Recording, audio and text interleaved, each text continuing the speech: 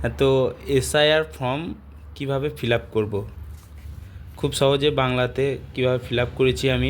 এটা আমার বন্ধুর ফিল আপ করেছি।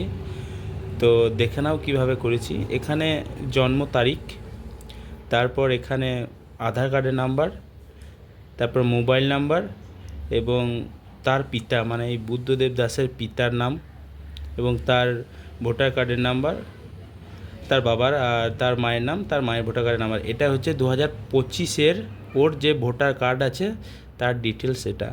এবার এইদিকে বাঁ দিকে চলে আসি। যেহেতু ওর 2002-এ ভোটার লিস্টের নাম নেই, তো তার এই দিকটা হবে না, তার বাঁ দিকটা হবে। তো এখানে 2002-এ ওর বাবার নাম আছে স্বপন কুমার দাস।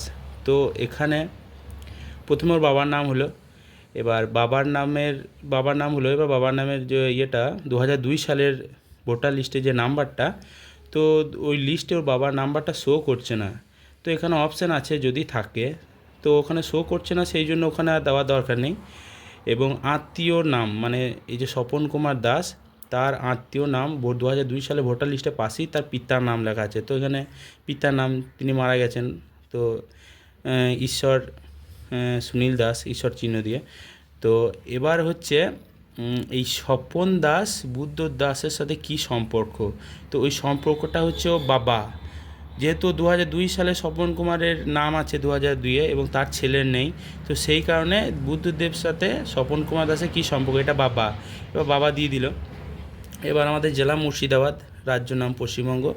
এবার বড়োয়া বিধানসভা দিয়ে দিলাম। বিধানসভার নাম্বার আমাদের 67 বিধানসভা এবং অংশ 104 এবং ক্রমিক 437। এইভাবে ধীরে সুস্থে ঠান্ডা মাথায়